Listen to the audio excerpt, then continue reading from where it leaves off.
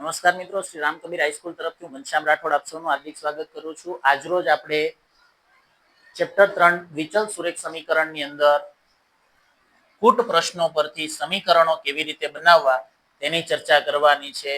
માત્ર ને માત્ર કૂટ પ્રશ્નોને કેવી રીતે આપણે ઉકેલી શકાય તેના વિશે વાત કરીશું. આજના આપણા આ લેક્ચર્સની અંદર એક વખત પેન પેપર લઈને બેસી જાઓ, કૂટ પ્રશ્નો પરથી સમીકરણ કેવી રીતે બનાવવા તેના વિશેની ખૂબ જ સરળ સમજ આપણે પ્રાપ્ત કરી લઈશું. વધારે સમય ના બગાડતા સીધા સવાલો તરફ જઈશું. બે સંખ્યાઓનો તફાવત આપણને આપેલો છે 26 અને એક સંખ્યા બીજી સંખ્યાથી 3 ગણી છે, તો તે બે સંખ્યાઓ શોધો. તો સૌપ્રથમ મિત્રો એ વસ્તુનું ધ્યાન રાખવાનું છે કે બે સંખ્યાઓ જ્યારે આપણને આપેલી હોય ત્યારે આપણે તો ધારવાનું થાય, ધારણામાં જે આપણને શોધવાનું કીધું હોય ને તેને જ ધારવાનું થાય. દાખલા તરીકે ધારો કે એક સંખ્યા x બીજી સંખ્યા ધારી લઉં છું y, એટલે બે ચલ થઈ ગયા, બે અલગ અલગ ચલ ધારી લીધા. હવે આ બંને સંખ્યાઓનો તફાવત, આ મારું પહેલું સમીકરણ બનશે x ઓછા y. બંને સંખ્યાઓનો તફાવત એ મને આપી દીધેલો છે 26, સમીકરણ નંબર 1. ઓકે, ચલો ત્યારબાદ એક સંખ્યા બીજી સંખ્યાથી 3 ગણી છે. માની લો કે એક સંખ્યા x ધારી હતી બરાબર બીજી સંખ્યા y. મિત્રો જ્યારે પણ વિચલ સુરેખ સમીકરણમાં સરખામણી કરવાની હોય ત્યારે અહીંયા ધ્યાન રાખવાનું, એક સંખ્યા બીજી સંખ્યાથી થકી ના વડે આટલા ગણા ભાગનું, તો આમાં તમને ચાર્ટ શબ્દ આપું છું, થી થકી વડે, તો સરવાળા બાદબાકી, સરવાળા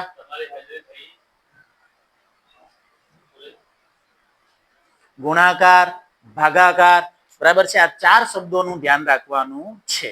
તો જ્યારે આપણે સરખામણી કરવાની થાય ત્યારે માત્ર જેનાથી કીધું હોય ને બીજી સંખ્યાથી 3 ગણી છે, તો જેનાથી કોનાથી બીજી સંખ્યાથી એની સાથે આપણે ગણા કીધું હોય તો ગુણાકાર કરવાનો, ભાગ્યા કીધું હોય તો ભાગાકાર કરવાનો, ઓછા કીધું હોય તો બાદ કરવાનું અને વધુ કીધું હોય તો ઉમેરી દેવાનું થાય. ક્લિયર થાય છે?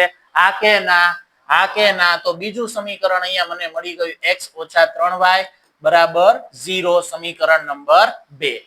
બરાબર, આવી રીતે આપણે સમીકરણો કૂટ પ્રશ્નો પરથી બનાવવાના છે. બીજી સંખ્યા મને બીજી રકમ એવી કીધેલી છે કે બે અંકની એક સંખ્યાના અંકોનો સરવાળો 9 છે. હવે મને બે અંકની સંખ્યા કીધી છે. કેટલા અંકોની સંખ્યા કીધી છે? 2. બે અંકોની સંખ્યાનો અર્થ શું થાય એની હું તમને અહીંયા સાદી સમજ આપું તો માની લ્યો કે બે અંકની સંખ્યા છે 12. આ એનો એકમનો અંક છે 2 અને દશકનો અંક છે 1. બરાબર, તો આ સંખ્યાને મારે છૂટી પાડી અને લખી 1 + 2 કરું તો 12 થશે, ઇઝ નોટ ઇક્વલ ટુ 12 નહીં થાય. પરંતુ એકમનો અંક 2 છે અને દશકનો અંક જે પણ છે તેને 10 વડે ગુણી અને તેની અંદર એકમનો અંક ઉમેરું તો 10 × 10 + 2 બરાબર 12. આવી રીતે હું બે અંકોની સંખ્યા મેળવી શકું છું. ક્લિયર થઈ ગયું? તો હું અહીંયા સંખ્યા લખું તો વિદ્યાર્થી મિત્રો અહીંયા ધ્યાન રાખજો. ધારો કે મૂળ સંખ્યા શોધવાની છે. મૂળ સંખ્યા એ કઈ છે પણ એના માટે મારે પેલા ધારવું પડશે ને. તો ધારો કે એકમનો અંક x છે, દશકનો અંક y છે, તો મૂળ સંખ્યા કઈ થાય? દશકના અંકને કેટલા વડે ગુણવાનું? 10y વત્તા એમાં એકમનો અંક ઉમેરી દેવાનો થાય. ક્લિયર થઈ ગયું? એટલે 10y + x = મૂળ સંખ્યા. ઓકે, ચલો બે અંકોની એક સંખ્યાના અંકોનો સરવાળો 9 છે. એટલે પહેલું સમીકરણ મારું કન્ફર્મ થઈ ગયું કે x + y બરાબર 9. બરાબર, ચલો આ પહેલું સમીકરણ થઈ. હવે મને જે ક્લુ આપ્યો છે, મૂળ સંખ્યા મારી આ હતી 10y + x, અંકોની અદલા બદલી કરવામાં આવે તો મળતી નવી સંખ્યા એ મૂળ સંખ્યા કરતા 27 જેટલી વધારે છે. તો નવી સંખ્યા મને કઈ મળી? તો નવી સંખ્યા બરાબર અંકોની અદલા બદલી કરી નાખો, એકમને અહીંયા મોકલી દો અને દશકના અંકને એકમમાં મોકલી દો. ઓકે, તો મૂળ સંખ્યા અને નવી સંખ્યા આ બંનેની સરખામણી કરું તો મૂળ સંખ્યા બરાબર નવી સંખ્યા. હમણાં જ મેં તમને શીખવ્યું એમ વિદ્યાર્થી મિત્રો કે જેનાથી જેના કરતા એ ધ્યાનમાં લેવા. તો મળતી નવી સંખ્યા એ મૂળ સંખ્યા કરતા કોના કરતા મૂળ સંખ્યા કરતા એટલે આપણે જે કંઈ પણ વિધિ કરવાની છે એ તમામ વિધિ કોની સાથે કરીશું મૂળ સંખ્યા સાથે. કેટલી વધારે છે 27 વધારે છે એટલે મૂળ સંખ્યાની અંદર આપણે શું ઉમેરી દેવાનું +27. ઓકે તો હવે અહીંયા જો મૂળ સંખ્યા મારી કેટલી હતી મૂળ સંખ્યા હતી 10y + x એ 27 વધારે છે એટલે +27 = નવી સંખ્યા 10x + y. ઓકે હવે આપણે વિદ્યાર્થી મિત્રો જરાક અહીંયા સ્પેસ લઈ અને ઉપર જવા દઈએ.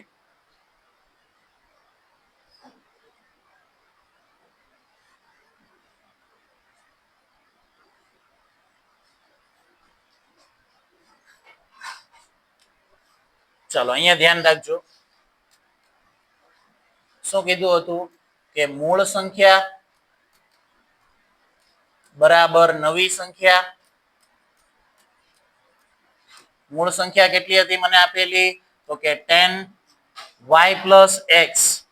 શું આપેલું હતું 10y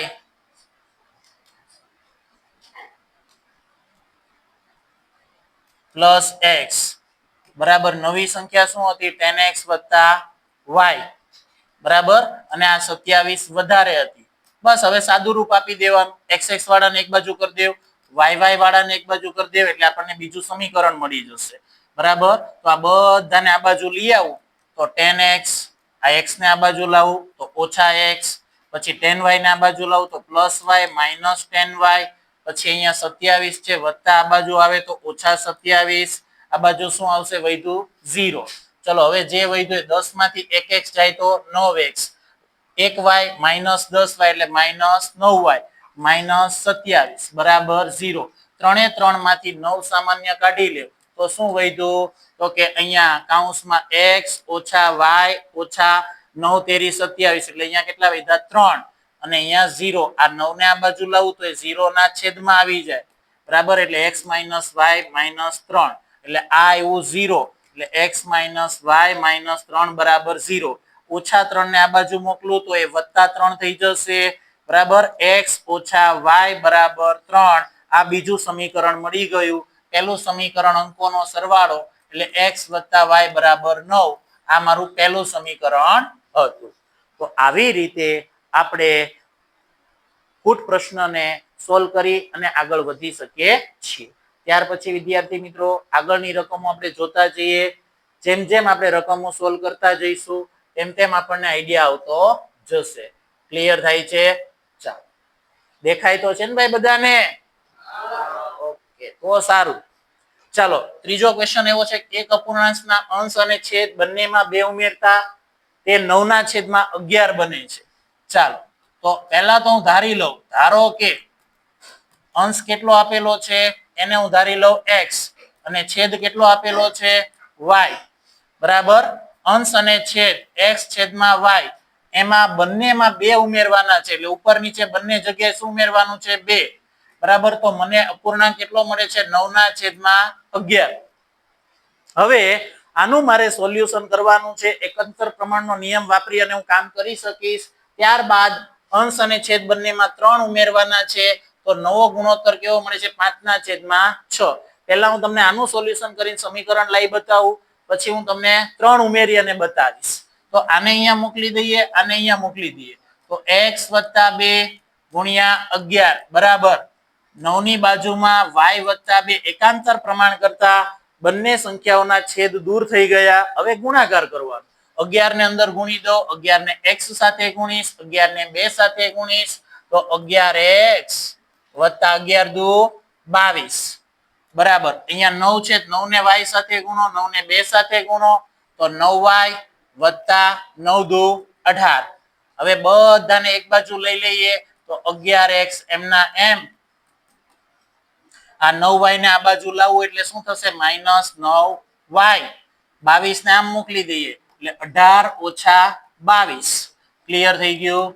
ચાલો તો 11 માં x - 9y બરાબર 18 માંથી 22 કાઢો કેટલા વધે બોલો બોલો કેટલા વધે 4 પરંતુ મોટી સંખ્યાની નિશાની માઇનસ એટલે -4 આ મને મળી ગયું સમીકરણ નંબર 1 આવી રીતે સમીકરણ બનાવવાનું બીજું આ જ રીતે સમીકરણ બનાવું છું બરાબર આને હું ઇરેઝ કરી દઉં છું અને બીજા સમીકરણની કેલ્ક્યુલેશન બતાવીશ હવે મને કીધું છે શું તો કે અંશ અને છેદ બંનેમાં 3 ઉમેરીશ તો પહેલા અંશ x ધાર્યો તો છેદ y ધાર્યો તો ઉપર નીચે આપણે કેટલા ઉમેરવાનું કીધું છે 3 3 બરાબર તો આપણને નવો ગુણોત્તર કેટલો મળે છે 5/6 બરાબર તો તે અપૂર્ણાંક શોધો પણ મારે તો સમીકરણ બનાવવાનું છે આજે આપણે સમીકરણ બનાવવાની જે કસરત છે તે કરી લેવાની છે આજે આપણા મગજમાં સેટ થઈ જવું જોઈએ કે સમીકરણ ગમે એવો કૂટ પ્રશ્ન આપે તો સમીકરણ રેડી બની જવું જોઈએ ક્લિયર થાય છે ભાઈ આ કે ના હલો ચાલો હવે એકાંતર પ્રમાણનો નિયમ વાપરીએ અને અહીંયા મોકલી આપીએ છેદને x + 3 એની બાજુમાં આવશે 6 અને 5 ની બાજુમાં આવશે y + 3 ચાલો 6 ને આપણે અંદર ગુણી દઈશું તો 6x + 6 તેરી 18 અને 5 ને અંદર ગુણી દઈએ તો 5y + 5 તેરી 15 બરાબર ચાલો હવે બધાને એક બાજુ ખેંચી લઈએ 6x તાના તાજ આ 5y ને આ બાજુ લઈ જાઓ એટલે વત્તા છે તો ઓછા 5y 18 ને આ બાજુથી જમણી બાજુ લાવવું એટલે 15 હતા અહીંયા અને 18 પેલી બાજુથી એટલે -18 ચાલો 6x - 5y બરાબર અહીંયા વિરુદ્ધ નિશાની બાદબાકીની પ્રક્રિયા થાય મોટી સંખ્યાની નિશાની આવે મોટી સંખ્યા આપેલી છે 18 એટલે -18 માંથી 15 જાય તો 3 આ મને મળી ગયું બીજું સમીકરણ ક્લિયર થાય છે કે નહીં ત્યારબાદ હવે આપણે જોવાના છે ઉંમરવાળા દાખલા કેવા દાખલા જોવાના છે તો ઉંમરમાં આપણે કેવી રીતે કામ કરી શકીએ તેની વાત કરીશું બરાબર છે ચાલો એની રકમ આપણી સામે આપેલી જ છે જરા ધ્યાનપૂર્વક જોજો હવે ઉંમર હું તમને સમજાવું ને એ પહેલા તમે અહીંયા ધ્યાન રાખજો કે અત્યારે મારી ઉંમર કેટલી છે 30-35 વર્ષ છે ચાલો તમે તમારી જાતે નક્કી કરો કે 5 વર્ષ પહેલા મારી ઉંમર કેટલી હતી 30 વર્ષ હતી કેટલા વર્ષ હતી 30 હવે 5 વર્ષ પછી મારી ઉંમર કેટલી હશે કેટલી હશે બોલો બોલો 40 વર્ષ એટલે કે ત્યારે હું વૃદ્ધ થઈ ગયો હોઈશ અર્ધ આદેડ ક્લિયર થઈ ગયું ભાઈ હલો હલો હલો ચાલો તો ઉંમર વાળા જ્યારે પણ કોઈ દાખલા પૂછવામાં આવે તો હંમેશા મારી હાલની ઉંમરને ટાર્ગેટ કરવામાં આવે છે કઈ ઉંમરને ટાર્ગેટ કરવામાં આવે છે હાલની ઉંમરને હાલમાં જે ઉંમર હોય તેનાથી પાછળ જવાનું હોય પહેલાનું કીધું હોય તો બાદ કરવાનું અને પછી કીધું હોય તો ઉમેરવાનું બરાબર છે ગણા કીધું હોય તો ગુણાકાર કરવાનો અને ભાગ્યા કીધું હોય તો ભાગાકાર કરવાનો થાય જોઈએ રકમ સાથી મિત્રો અફતાબ તેની દીકરીને કહે છે કોને કહે છે અફતાબ તેની દીકરીને કહે છે કે 7 વર્ષ પહેલા મારી ઉંમર તે વખતની તારી ઉંમર કરતા 7 ગણી હતી કેટલી હતી 7 ગણી કેટલી હતી 7 ગણી કેટલી હતી ભાઈ લ્યો આ અડધી લાઈન આપણે પહેલા સોલ્વ કરી લઈએ ને તો અફતાબ અને તેની દીકરી બંનેને પહેલા આપણે ધારી લઈએ ધારો કે બરાબર છે અફતાબની ઉંમર કેટલી હતી અફતાબની ઉંમર x વર્ષ હાલની ઉંમર કઈ ઉંમર હાલ આપણે હંમેશા ધારીશું કઈ ઉંમર ધારીશું હાલ ધારીશું શું ધારીશું હાલ બરાબર અને તેની દીકરી બાની ઉંમર કેટલી છે હાલની દીકરીની ઉંમર ધારી લઈએ y ઓકે બંને અત્યારે x અને y વર્ષના છે અફતાબભાઈ છે x વર્ષના અને તેમની દીકરી બા છે એટલા y વર્ષ ઉંમર ધરાવે છે આવું મેં ધારી લીધું ધાર્યું એમાં ખબર પડી ને ભાઈ તમને હલો તમને ખબર પડી કે નહીં ચાલો હવે 60 વર્ષ પહેલા અફતાબ અને તેની દીકરીની સરખામણી કરવાની છે પણ એ પહેલા હું તમને અહીંયા કહી દઉં કે 60 વર્ષ પહેલા અફતાબની ઉંમર કેટલી હતી અને દીકરીની ઉંમર કેટલી હતી તો 7 વર્ષ પહેલા અફતાબની હાલની ઉંમર x વર્ષ છે તો 7 વર્ષ પહેલા કેટલી હશે x + 7 વર્ષ થાય કે ન થાય થાય કે ન થાય હાલની ઉંમરમાંથી 7 ને શું કરી દેવાનું બાદ શું કરી દેવાનું 7 ને બાદ ઓકે અને દીકરી બાની ઉંમર y હાલની ત્યાં 7 વર્ષ પહેલા y ઓછા 7 વર્ષ થાય ક્લિયર થઈ ગયું ભાઈ હલો હલો ચાલો તો સાથી મિત્રો હવે મારી ઉંમર એટલે કે અફતાબની ઉંમર અફતાબે કીધું ને એની દીકરીને એ તારી ઉંમર કરતા એટલે કે અફતાબ અને દીકરી આ બંનેની ઉંમરની શું કરવાની છે સરખામણી પરંતુ કઈ ઉંમરની સરખામણી કરવાની છે 7 વર્ષ પહેલાની ઉંમરની સરખામણી કરવાની છે ક્લિયર થઈ ગયું ભાઈઓ બહેનો હવે અફતાબ તેની દીકરીને કીધું કે 7 વર્ષ પહેલા એટલે કે 7 વર્ષ પહેલા તેમની ઉંમર કેટલી હતી x - 7 અને y - 7 કે દીકરી તે વખતની તારી ઉંમર કરતા 7 ગણી હતી અફતાબની કોની ઉંમર અફતાબ એટલે કે મારી ઉંમર તારી ઉંમર કરતા એટલે કે દીકરી કરતા 7 ગણી એટલે કોને આપણે 7 વડે ગુણવાના થાય દીકરીને દીકરી કરતા કીધું જેના કરતા કીધું હોય તેની સાથે જ આપણે બધી વિધિ કરવાની થાય ક્લિયર થાય છે ભાઈ હા કે ના બસ થોડું ધીમે ધીમે આ પાડજો હો ભાઈ આ ચાલો હવે આ 7 ને અંદર ગુણી કાઢીએ તો 7y ઓછા 7 49 x - 7 હવે આને પેલી બાજુ લઈ જાઓ તો x 7y ને આ બાજુ લઈ આવું એટલે -7y સંખ્યાને આ બાજુ લઈ આવું -7 છે આ બાજુ આવ્યા તો +7 અને ઓછા 49 ચાલો તો હવે x - 7y બરાબર 7 ઓછા 49 બાદબાકીની પ્રક્રિયા થાય મોટી સંખ્યાની નિશાની આવે -49 માંથી 7 કાઢો એટલે કેટલા વધે 42 આ મને સમીકરણ નંબર મળી ગયું 1 કેટલામું સમીકરણ મળી ગયું 1 ક્લિયર થાય છે ભાઈ આ કે ના ઓકે ચલો ત્યાર પછી હવે પાછું 3 વર્ષ પછીનું કીધું તો આ કેલ્ક્યુલેશન 7 વર્ષ પહેલાની હતી આને હું કાઢી નાખું છું પાછું સેમ વસ્તુ તમને બતાવું જેથી કરીને તમને પ્રેક્ટિસ કરવામાં સરળતા રહે અને એની જ મેથડ તમે ફરી પાછી નિહાળી શકો ચાલો તો હવે ફરી પાછું મને એટલું તો યાદ છે કે મેં અફતાબની ઉંમર કેટલી ધારી હતી હાલની x અને દીકરીબાની ઉંમર કેટલી ધારી હતી y બરાબર ચલો તો 3 વર્ષ પછી અફતાબની ઉંમર કેટલી થાય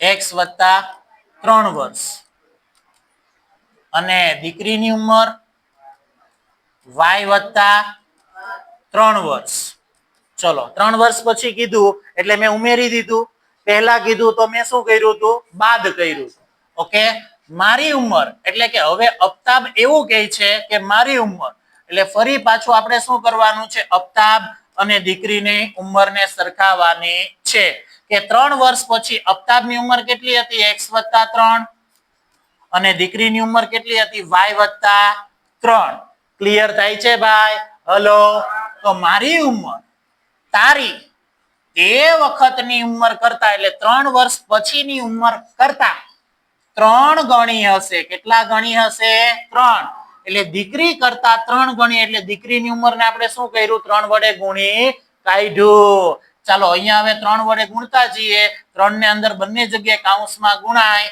તો 3y વત્તા 3 ને 3 સાથે ગુણો 3 તેરી 9 તો x + 3 બરાબર 3y + 9 હવે 3y ને આમ લઈ જાઓ 3 ને આમ લઈ આવું તો ભાઈઓ બહેનો શું થશે x તાના તા 3y આ બાજુ આવે તો ઓછા 3y બરાબર 9 તો અહીંયા હતા જ 3 આ બાજુ આવે એટલે -3 ક્લિયર થાય છે ભાઈ હલો હા કે ના એટલે તમને દેખાય તો છે ને પાછું ચાલો 9 માંથી 3 કાઢો તો કેટલા વધશે x - 3y બરાબર 6 આ મને મળી ગયું સમીકરણ નંબર 2 ક્લિયર થઈ ગયું આને તમે જાતે પણ પ્રેક્ટિસ કરી શકો છો હજુ કેટલીક રકમો છે પેટન્ટ આપણે જોવાની થાય છે બરાબર જોતા જજો ધીમે ધીમે સેમ એના જેવું જ ઉંમરનો દાખલો છે આ હું ગણતો નથી આ રકમ તમે નોંધ કરી લેવ પાઠ્યપુસ્તકમાં તમને આ રકમ આપેલી છે. સેમ આ જ મેથડથી તમે એની પ્રેક્ટિસ કરશો એટલે તમને ખબર પડી જશે. ત્યાર પછી 10 વિદ્યાર્થીઓ ગણિતના પ્રશ્નપત્રમાં ભાગ લે છે. ચલો આને આપણે સોલ્વ કરી દઈએ. આ ખરીદ અને વેચાણની કૂટ પ્રશ્નો છે. એને કેમ સોલ્વ કરવા એ હું તમને એકમાં બતાવી દઉં છું. ચાલો 10 વિદ્યાર્થીઓ, કેટલા વિદ્યાર્થીઓ છે? કુલ 10 વિદ્યાર્થીઓ ગણિતના પ્રશ્ન મંચમાં એટલે કે સ્પર્ધામાં ભાગ લે છે એવું આપણે ધારી લીધું. હવે જો છોકરીની સંખ્યા એ છોકરાની સંખ્યા કરતા 4 વધુ હોય તો મારે હવે આગળ વધવાની જરૂર નથી. મને ખબર છે કે કુલ વિદ્યાર્થી કેટલા છે? 10. કુલ વિદ્યાર્થી કેટલા છે ભાઈ? 10. કુલ વિદ્યાર્થી 10 છે, તેમાં છોકરી અને છોકરા બંનેએ ભાગ લીધો છે. તો ધારી લો કે ધારો કે છોકરીની સંખ્યા અથવા છોકરાની સંખ્યા, છોકરાની સંખ્યા x છે અને છોકરીની સંખ્યા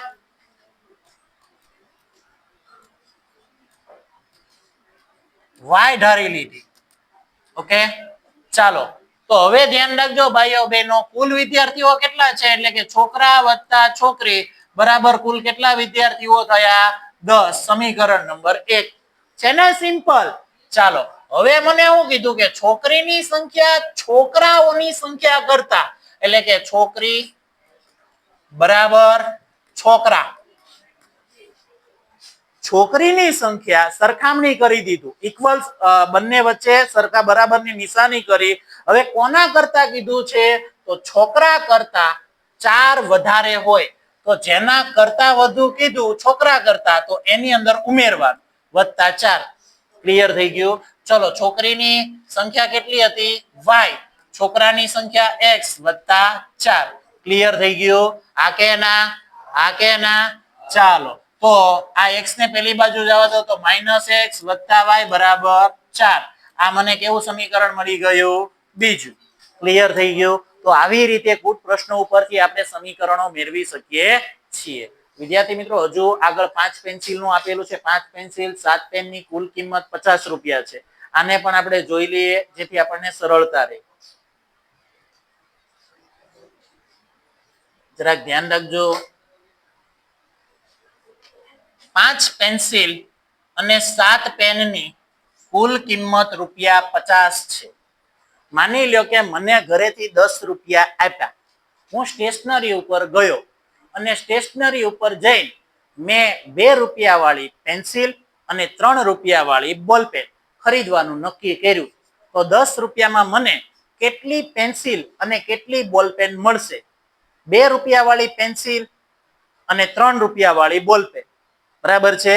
ઓકે, માની લ્યો ધારો કે હું તમને 2 પેન્સિલ 2 રૂપિયા વાળી 4 રૂપિયા થયા અને 3 રૂપિયાની 2 બોલપેન 6 રૂપિયા થયા. 6 10 રૂપિયા પૂરા થઈ ગયા કે નહીં? ટૂંકમાં કહેવા જાવ તો હવે મને 5 જ રૂપિયા આપ્યા હોય કેટલી પેન્સિલ અને કેટલી પેન આવે? 1 પેન્સિલ અને 1 પેન આવે ને. 2 વાળી 1 પેન્સિલ અને 3 વાળી બોલપેન. તો સાથી મિત્રો આને ધ્યાનમાં રાખી અને પેન્સિલની કિંમત અને પેનની કિંમત એક એક પેન્સિલની આપણે ધારી લઈશું. ધારો કે એક પેનની કિંમત x રૂપિયા છે. માની લો એક પેનના 2 રૂપિયા હોય, 3 રૂપિયા હોય તો 2 પેનના કેટલા થાય? 6 રૂપિયા થાય ને. તો 2 ને તમે શું કરો છો? 2 એટલે કે સંખ્યા, બોલપેનની સંખ્યાને તેની એક વસ્તુની કિંમત સાથે ગુણાકાર કરીએ એટલે આપણને શું મળી જાય છે? ટોટલ. અને બીજું એક પેન્સિલની કિંમત